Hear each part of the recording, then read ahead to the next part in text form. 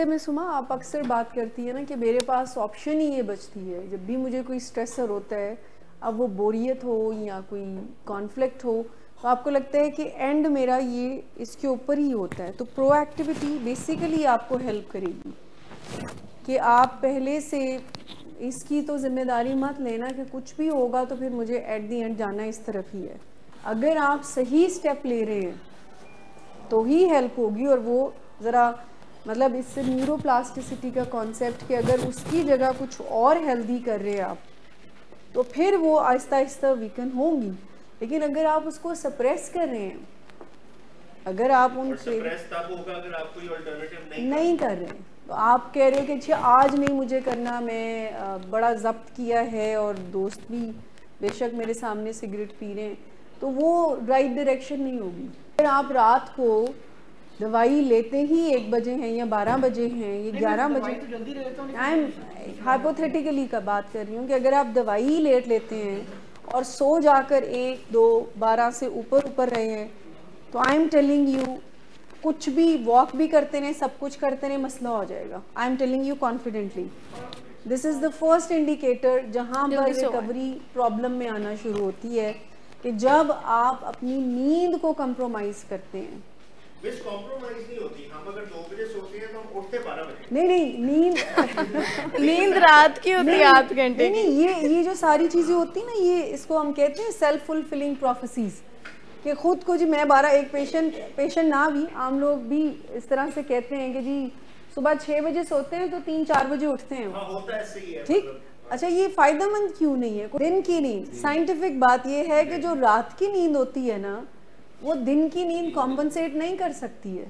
और अगर किसी के साथ मूड प्रॉब्लम है, जैसे आप सबके साथ है बिकॉज ऑफ योर डिसऑर्डर्स, चाहे वो एडिक्शन हो या साइकेट्रिक हो, तो जब आप उसको कंप्रोमाइज़ करते हैं, नींद को सिर्फ, आप समझ लें पहली प्रॉब्लम में पहला स्टेप आपने रख लिया है।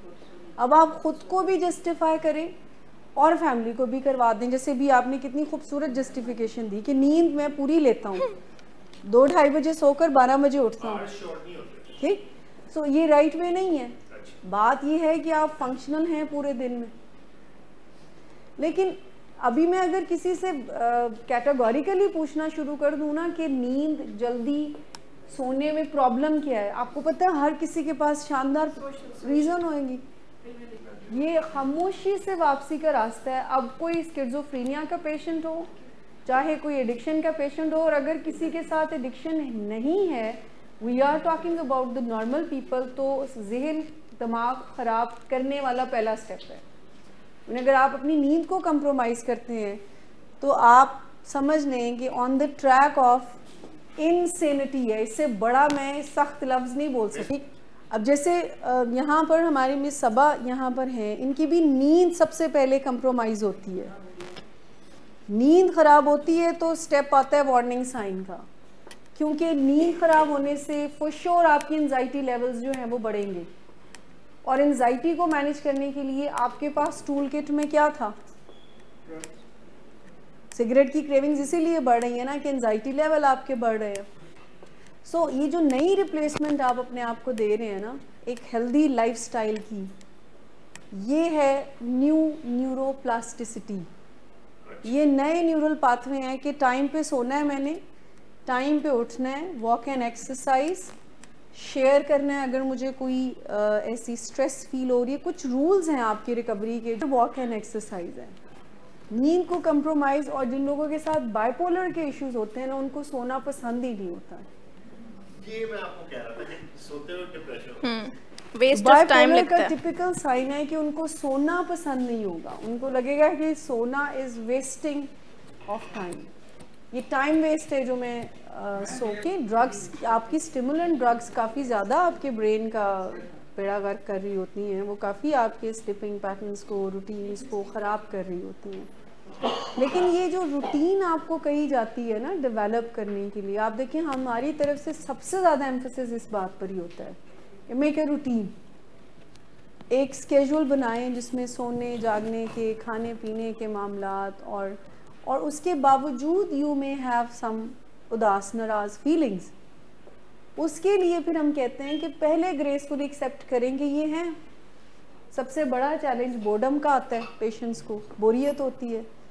अगर back of the mind you have some plan ना, मैंने जिससे कहा सख्त बात कहने लगी हूँ कि बैक ऑफ द माइंड अगर प्लान है, अगर आपको घर का काम हेल्प नहीं कर रहा, अगर आपको बच्चों की तवज्जो हेल्प नहीं कर रही है, अगर आपको फॉलो अप हेल्प नहीं कर रही है, तो विच मीन्स के मेंटली तो रिलैप्स्ड हैं आप, विच मीन्स के फैमिली फिर जितनी मर्जी जिम्मेदारी लेती रहे कि अच्छा अब हम आपको ऑफिस लेके चलते हैं, अच्छा अब हम आपको काम करवाते हैं। मैं तो मूड की बात कर रही हूँ कि एक्सेप्ट कर लेंगे ये ऐसे है, कोई नहीं आएगा आपके उस बोर्डम को किल करने के लिए। And you first accept it कि मैं ये बोरियत है, मुझे इसी के साथ गुजारा करना है। If I really want to, अगर बैक ऑफ द माइंड, अगर मैंने बैक ऑफ द माइंड ये बात सुनकर, आप मेरी बात सुनते हैं कि होना कुछ नहीं है, फ़ायदा कोई नहीं है, तो मुझे बताएं कि ये वर्ड्स इधर ही पड़े होंगे ना, आपके साथ तो नहीं जाएंगे। सो अगर आप ये बैक ऑफ द माइंड समझते हैं, we have 101 excuses in our life, नहीं होती हैं, वी हैव। बात ये है कि रिकवरी तो डिमांडिंग है, रिकवरी तो आपको ये कह रही है कि आउट ऑफ द बॉक्स जाकर सोचें। Easily you can say that because of my father I relapsed, because of my husband I relapsed, because of this, because of that. Proactivity कहती है because of me, मेरी जिम्मेदारी है। And how can I help myself? How can I redesign the treatment? How can I learn more? How can I learn from the past experiences? You have to create that ना, how can I do something within resources? सबसे बड़ी बात ये है कि आप कहते हैं कि जो मेरे पास है ना, एक काफ़ी नहीं है। हम कह रहे हैं कि उसी में कोई तसल्ली ढूंढें, नहीं तसल्ली आ रही तो एक दिन तसल्ली के बगैर गुजार लें। जो इस माहौल में हूँ ना, इससे मेरी बड़ी जान जाती है, ये तकलीफ़ दे है, तो मैं बोर हो गया हूँ, मैं तंग आ गया हूँ या तंग आ गई हूँ, तो डू समथिंग फॉर मी। और फैमिली 1 मिनट, आपकी मदर तो शायद ये ना फील करती हूँ, लेकिन फैमिली 1 मिनट में फील करेगी कि अब इसका मूड ख़राब हो गया, we have to take some action. तो हमें कुछ ना कुछ करने की ज़रूरत होती है। There are so many thing, आप सोचें, लिस्ट डाउन करें कि क्या चीज़ें हैं जो नई सीख सकती हैं। रिकवरी में नई चीज़ों को सीखने की तरफ जाया करें, नई चीज़ों, रीडिंग के अलावा नई चीज़ सीखने की बात कर रही हूँ मैं, सीखना। अनकंडीशनल सेल्फ वर्थ पे लास्ट टाइम बात कर रहे थे, अनकंडीशनल सेल्फ वर्थ, इसके ऊपर हमने 4 स्टेप्स के ऊपर जाना था। 1 था फॉरगिव योरसेल्फ, 2nd था accept yourself, 3rd to be there for yourself, and the last one is connect with supportive people. Unconditional का मतलब है बगैर किसी कंडीशन के, जैसे भी आप हैं पहले अपनी इज्जत करना शुरू करें, ठीक। और हम सेल्फ इस्टीम के ऊपर भी बात कर रहे थे, लेकिन अनकंडीशनल सेल्फ वर्थ का मतलब है कि हमसे जो भी हुआ सबसे पहले हम कनेक्ट कर जाएं अपनी ज़ात से, लेकिन अपने आप से सेटिस्फाई होना जिसको कहते हैं। इसका कोई नुकसान हो सकता है? खुद को अनकंडीशनली रिस्पेक्ट दे देना, कोई नुकसान इसका हो सकता है?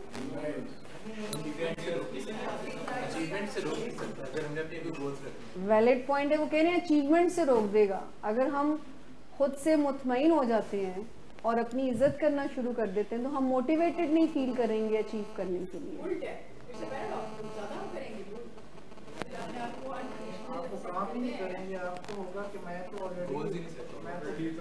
इसी आइडिया को हमने किल करना है कि ये जो है ना कि मैं तब ही काबिल एहतराम हूँ कि जब मैं कोई गोल अचीव करूँ।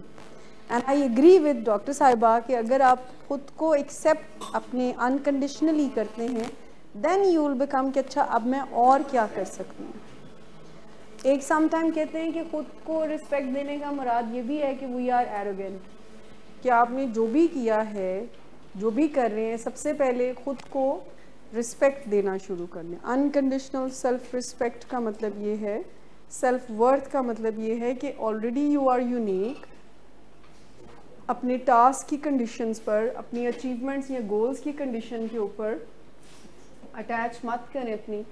आज मैंने मॉर्निंग जो आफ्टरनून का ग्रुप था उसमें प्रेजेंटेशंस देखी, all are very confident. I really appreciate all you.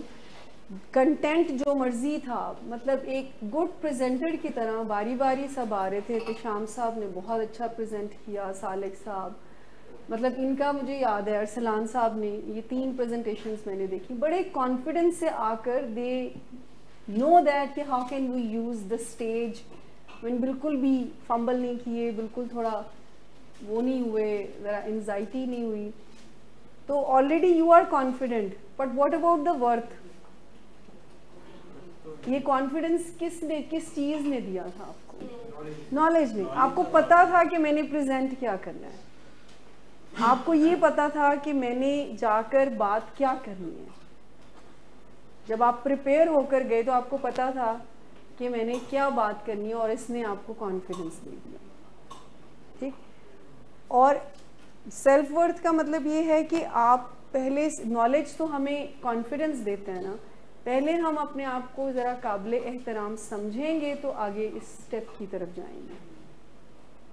तो मुझे लगा ही नहीं है कि बहुत यानी कोई पेशेंट प्रेजेंट कर रहे हैं आप सब ने। आमिर साहब की प्रेजेंटेशन पर आई हैव टू गो, सो बड़े कॉन्फिडेंस से you all guys are doing that, और इसी कॉन्फिडेंस से you can make your recovery. ठीक। तो उसमें मुझे बताएं कि जब आप सीख लेंगे तो कॉन्फिडेंस बढ़ जाएगा ना। जैसे मैंने कहा कि नॉलेज, अभी सज्जाद साहब ने कहा नॉलेज कॉन्फिडेंस देता है, तो जब आप सीख जाएंगे क्रेविंग्स को मैनेज करना, बातचीत करना, बहस बराए बहस ना करना, सीख जाना कि ये जो नींद की बात बार बार हो रही है तो मुझे इस पे चाहे जितनी मर्जी बड़ी कुर्बानी देनी पड़े, वो मुझे कंप्रोमाइज़ नहीं करनी है। तो फिर कॉन्फिडेंस रिकवरी पे बढ़ेगा या नहीं बढ़ेगा? बढ़ेगा ना आपका।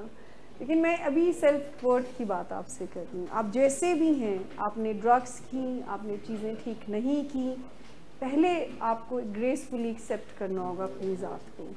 एक्सेप्टेंस के बाद इम्प्रूवमेंट आएगी। जब आप एक्सेप्ट कर लेंगे दैन फिर आप इम्प्रूव करेंगे। लेकिन अगर आप मानते ही नहीं हैं देयर इज समथिंग, तो फिर आप इम्प्रूव नहीं कर सकते। और वो कोई पहली दफ़ा जो हुई होगी ना, जो पहली दफ़ा आपकी ज़िंदगी में आई ड्रग, वो कोई होगा सिचुएशनल डिमांड। लेकिन जब आप एडिक्शन में आ जाते हैं तो फिर कोई रीज़न नहीं होती है। फिर चाहे बहुत प्यार वाला इन्वायरमेंट हो तब भी लोग करते हैं, चाहे बहुत सख्त इन्वायरमेंट हो तब भी। ये डिनाइल है जिससे हम खुद को तसल्ली देते रहते हैं कि आज मुझे जो है ऊंची आवाज़ में बात हुई, आज मुझे प्रोवोक किया, आज स्ट्रेस था। हमारे एक पेशेंट थे तो उन्होंने कहा मैंने सख्त मैनेजमेंट की है क्रेविंग्स की, और शाम में I can not control my self. पूरा दिन मैं मेहनत करता रहा, मैंने 4Ds भी अप्लाई किए, मैंने पानी भी पिया, मैंने ये भी किया, मैंने वो भी किया, बट शाम में I can not stop my self. और मेरे ड्रॉर में से फिर मैंने बोतल निकाली और फिर कर ली। सो ये क्या है बोला? अपनी तरफ से ये तो अपनी तरफ से तसल्ली ये थी कि मैंने 4Ds भी अप्लाई किए। वो जो मिस हाँ, तो वो अपनी तरफ से तो कोशिश यही चल रही थी, लेकिन आपको पता है कि आप क्या कर रहे हो। लेकिन मिस हुमा होता है, लेकिन मिस हुमा अगर आप इस ट्रैप में फंस जाएं कि मेरे पास तो सॉलिड रीज़न है ड्रग करने की, तो फिर तो बड़ी मुश्किल हो जाएगी। आपकी फैमिली ने आपको अपने पास बुला लिया, फिर भी नहीं हो सकी ना हेल्प। उनका माइंडसेट ये था कि हमारी सुपरविजन में ये आके रहेंगे तो मसला हल हो जाएगा।